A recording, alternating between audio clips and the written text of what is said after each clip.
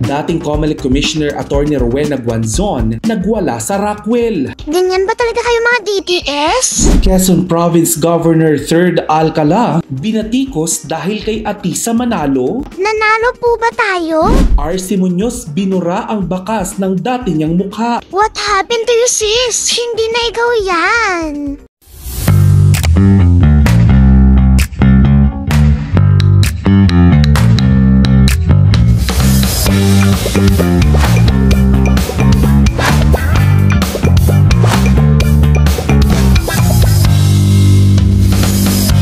Ako rin, mainit-init na chika. No, get there, Dita. I want you to go guys to me. Here. If you are sick, madam, if you are sick, you don't go out to the mall. Why are you here when you are sick? Who is this man?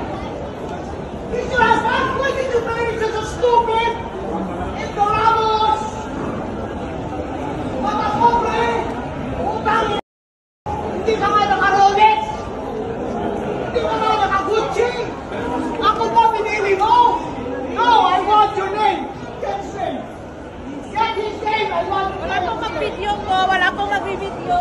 Muling naglabas ng pahayag si dating COMELEC Commissioner Attorney Rowena Guanzon kaugnay ng kumakalat na video kung saan makikitang tila nagwawala siya sa isang mall sa Makati nitong Sabado ng gabi, December 6. Sa isang Facebook post nitong Linggo na madaling araw, ipinaliwanag ni Guanzon na tumaas ang kanyang blood pressure habang nasa mall at kinailangan pa siyang tulungan ng mga medic on-site. Kwento niya ay nagsimula ang tensyon matapos siyang umubo ng isang beses dahil sa Makati niyang lalamunan. Dito na raw siya sinita ng isang Chinese national at pinagsabihang umalis ng mall kung contagious umano siya. Mariing sinabi ni Guanzon na wala umanong karapatan ng lalaki na paalisin siya sa isang pampublikong lugar at giit pa niya kung takot itong magkasakit, dapat ito ang umiwas sa matataong lugar. Dagdag pa ni Guanzon ay humingi siya ng paumanhin, ngunit tumanggi raw ang lalaki at minasama pa umano siya. Tinitigan siya mula ulo hanggang paa at sinabihan pang hindi ba raw siya makabili ng face mask. Isang komento na inilarawan niya bilang pangbabastos at pangmamata. Dito na uminit ang sagutan hanggang sa mauwi ang pagrereklamo ni Guanzon sa Makati Central Police Station at pinangalanan niyang Chiyong ang nasabing lalaki. Ayon sa dating COMELEC Commissioner ay humingi ng paumanhin ang asawa ng lalaki, ngunit ang mismong inirereklamo ay nanatiling walang pagsisisi at nanlilisik ang mata. Ibinahagi rin ni Guanzon na nang binabasa na ng mga pulis ang Miranda rights sa mag-asawa ay tumakas umano si Chiyong sa tulong ng kanilang abogado. Isang hakbang na ani ay maaring paglabag sa legal ethics. Hanggang sa mga oras na ito ay wala pang lumalabas na pahayag mula sa nagngangalang Chiyong. Nako, for sure nagtataka kayo kung bakit wala man lang akong kolorete, wala man lang akong makeup. Kasi patulog na sana ako, naloka lang ako kasi ang isa kong kaibigan tumatawag sa akin, sabi niya sa akin, naku te, tignan mo, bakit? Sabi ko, anong meron? Kasi madaling araw na. Si Rowena Guanzon, yung dating COMELEC Commissioner, nagwala sa Rockwell. E di siyempre, no, ha? Ano nangyari? Siyempre, bilang chismosa tayong kapitbahay. Siyempre, nagtaka ako. E di sabi ko sa kanya, uy, kahit tumano ba makikita dun sa video?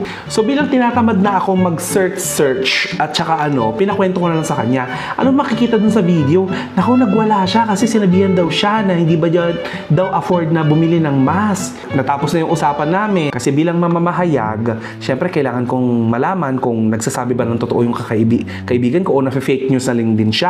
Alam mo naman ngayon, uso ang fake news sa lahat ng aspeto. So, eto na nga. So, tapos na kayo mag-usap, sinearch ko kaagad. Check ko kanina lang. Sabi ko, ang lala. Talagang nagsisisigaw siya sa vicinity ng Rockwell. Na never kong na-imagine na may maggaganon dun sa loob ng Rockwell. Kasi kapag nasa Rockwell ka, para sa kaalaman ng ating mga katakore dyan, mga tita, nandyan yung mga branded na bags, nandyan yung mga branded na shoes, mga ganon. So, puntahan talaga yun na mayayaman. Anyway, fast forward, nung chinek ko nga, ang una kong tinignan ay yung comment section matapos kong panoorin. Nakita ko dun ang lala ng bashing, na kesyo daw Ganyan ang ugali ng mga DDS. As in, may mga may mga sasabi na abogada ka pa naman, parang hindi ka nakapag-aral, hindi ka na lang nagtimpe, hindi mo na lang ipinagpasa Diyos, or ikaw na lang umiwas sa gulo. Total, may pinag-aralan ka naman, and whatsoever. Nag-aaway-away na sila dun sa comment section. Gayong ang pinagmulan lamang nito ay napakasimple, pero nakaka-insulto. Well, actually, you know what? Naiintindihan ko dun sa part na ito si Atty. Rowena Guanzon Dun sa kwento niya, sa narrative niya ha. Nilapitan daw siya ng Chinese national at sinabihan daw siya na sana ay magtakip ng bibig kapag uubo or umalis na ng mall kung alam niya na contagious siya. Ibig sabihin, kung alam mo may sakit ka at nakakahawa ka. Bilang abogada, at syempre, nag-aral ka ng ilang taon, pinaghirapan mong respetuhin ka ng mga tao, tapos ang isang banyaga lalapit sa'yo at gusto kang paalisin sa mall, medyo pipitik ka dun at masusundo talaga yung pika mo. Meron daw pang sinabi sa kanya na hindi mo ba afford bumili ng mask? Ngayon doon sa video na nagba-viral, sinabi doon ni Atty. Rowena Guanzon na hindi ka nga naka-Gucci, hindi ka nga naka-Rolex, chenes, mata pobre. So yun pala yung pinanggagalingan ni attorney kung bakit niya nasabi na mata pobre sila. Pero syempre, hindi tayo papayag na hindi tayo maging updated. Kaya binabantayan natin yung balitang yan at kung ano man ang mangyari dyan at kung mag-prosper man yan, syempre, lagi natin yan ibabalita dito sa Takore. Alam mo, sa totoo lang, tama na sana yung Chinese kung sinabihan lang niya si attorney na pwede po patakip na lang ng bibig pag uubo kayo. Yung polite lang ba? Alam mo, minsan ng tao kasi, hindi ito tungkol sa kung ano ang sinabi mo. Tungkol ito sa kung papaano mo sinabi. At yung sinabi mo, umalis ka na ng mall kung alam mong nakakahawa ka, medyo foul yun, medyo masakit yun. Pero alam mo, sa pagtatanong ko sa isang kakilalang abogado, alam ko, Atty. Rowena Guanzon, kayo po ay abogado din. Pero sa pagtatanong ko, kung merong pwedeng ikaso daw dito kay Atty. Rowena Guanzon sa paninigaw niya dun sa Chinese national, meron daw yung alarm and scandal. Hindi ko lang alam kung paano yung grounds yan, kung paano nila gagawin yan, pero syempre bilang chismosa lang tayo, hindi tayo maging abogado, di ba? Hindi tayo makikialam sa mga usaping batas. But anyway, sa ngayon, nananatili pa rin tahimik ang kampo ng Chinese national na pinangalanan niyang Chiyong. O kung sino man nakakilala kay Chiyong, sabihin niyo mag-post na din siya para kaming mga marites at chismosa, may mapag-usapan kami. Alam niyo naman itong si Atty. Rowena Guanzon, laging palaban, laging straightforward kung magsalita. Ito yung mga gustong-gusto namin mga chismosa. Yung meron kami pinagkikwentuhan. Yung may kakilala ka na nag-aaway-away. Takore would like to thank the following sponsors. Lahat tayo may kaing mang inasal. Di mapipigil ang kamayin para solve ang kain. Sige lang, extra rice na pa. Taktak all you want. Ikaw ang masusunod. Iba-iba man ang kain, solve ka dito. Yan ang kaing mang inasal.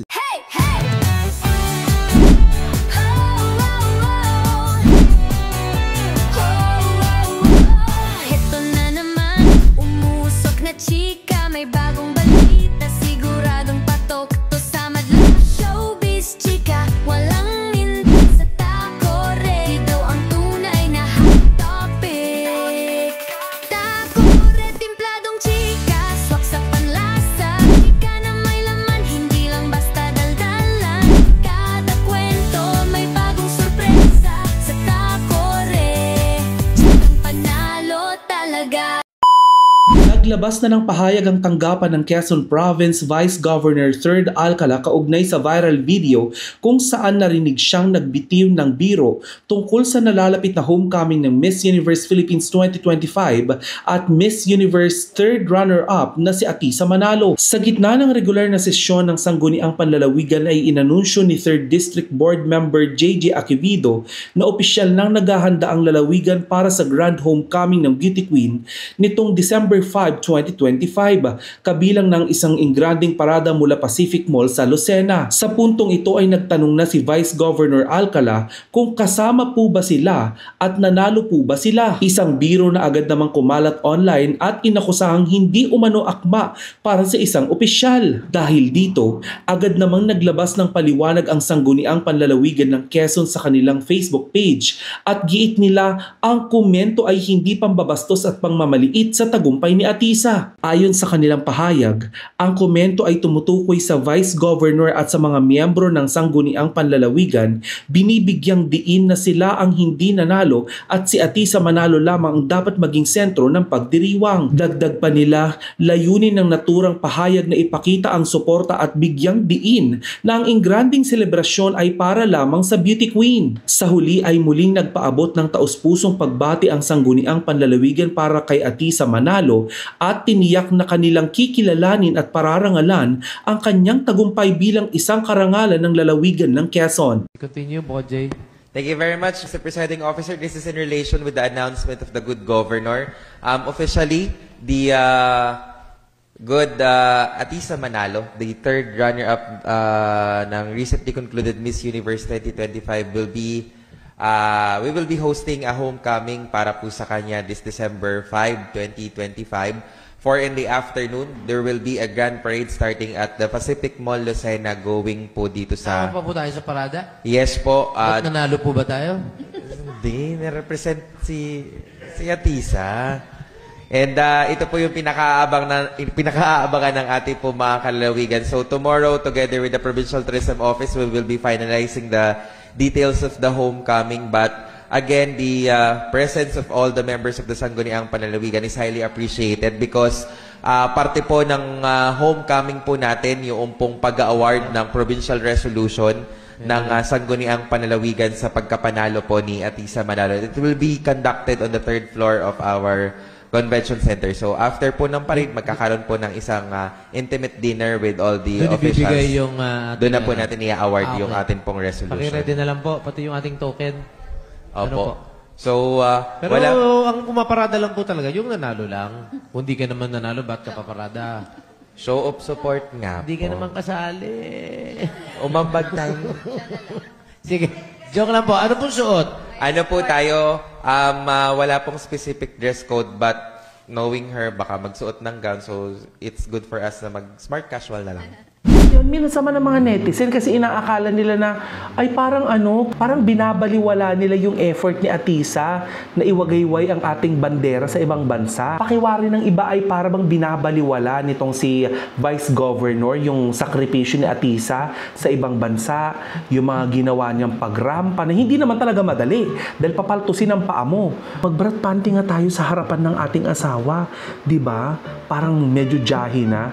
Ano pa kaya yung, di ba, nakabikini ka sa harapan ng milyong-milyong tao na nanonood sa kanilang telebisyon at sa napakaraming tao na nanonood dun sa mismong venue. Yung pangalang sumagot ka na may grace under pressure, ang hirap na nun. So, ganun yung nangyari. Kaya naman, naglabas ng statement itong si Vice Governor 3rd Alcala kung saan sinabi niya na hindi po yun ang ibig kong sabihin. Huwag tayo masyado nag-judge ka agad. Baka splice video na naman yung kumalat or what. Huwag muna. Hintayin natin yung paliwanag at yun na nga, nagpaliwanag na nitong si Vice Governor. Sobrang ganda mo. Oh? Kagwapa ba, Orch? Grabe ang pagkamonyeka sa babae. Monyeka, Latina. Makailan lamang ay nag-upload ng isang TikTok video ang aktres na si RC Muñoz na agad namang umani ng samot-saring komento mula sa mga netizen. Marami ang nakapansin na tila nagbago na raw ang kanyang itsura kumpara nung unang panahon na nasa starstruck pa lamang siya. Ayon sa ilang mga komento, hindi na raw kamukha ni RC ang dati niyang sarili at ngayon ay para na siyang mukhang Thailander o Koreana. Matatandaan na mismong si RC ang nagbahagi noon sa isang panayam sa Tony Talks na nagkaroon siya ng ilang retoke, partikular na sa kanyang ilong. Matapos itong madamage ng tamaan umano ng mic stand. Dahil dito ay napilitan siyang magpaayos at ito ang naging dahilan ng malaking pagbabago sa kanyang mukha. Kita niyo na ba yung video ni RC Muñoz? Yung TikTok video niya na kumakalat ngayon, na inuulan ng napakaraming mga komento, samut-saring mga komento ang kumakalat ngayon sa social media kung saan kini-question nila, si Arce Muñoz pa ba yan? Kasi nga girl, para lang maintindihan nyo, nung huling appearance niya at nakita natin siya dun sa nagva-viral video, yung nag-viral niyang video na kumakanta siya ng Sweet Child of Mine, alam natin na si Arce Muñoz, retokada. Oo, huwag natin magpa-ano-ano. Gawang-gawa yung mukha. Talagang robot kung robot, android kung android, B. Diba? Parang siraulo ang magsasabing hindi nagpagawa si Arce Muñoz. Inamin niya yan mismo sa Tony Talks at may dahilan kung bakit nagpagawa siya ng ilong. Pero alam mo, feeling ko kasi hindi lang naman ilong ang pinagawa niya. Parang pati labi, pati ano, diba? Diyos ko naman, hindi naman tayo first time sa mundo. Hindi naman tayo kapapanganak lamang kahapon. Alam naman natin kung talagang nagparitoke ng paulit-ulit ang isang tao. Doon sa video na kumakalat dati, na kumakanta siya ng Sweet Child of Mine, iba pa yung itsura niya. Yun yung itsura niya nung nagpa-interview siya sa Tony Talks. Pero dai, eto na nga, lumabas yung isang video ni Arce Muñoz na nagtitiktok siya. Sobrang ganda niya. O para malaman nyo kung ano yung video na binabanggit ko. O insert. Soldier, di ba? Ibang-iba yung itsura niya. Totoo yung sabi ng mga netizen. Para siyang Koreana, mukha siyang Thailander. Yung iba nga, eto pa, medyo negative na yung sinasabi ng iba. Kasi sinasabi ng iba na mukha na siyang trans woman. Di na siya mukhang babae. O para maintindihan nyo pa, ito ang dating itsura ni Arce Muñoz. Pasok. Dito natin ipapasok. O dito. Pak!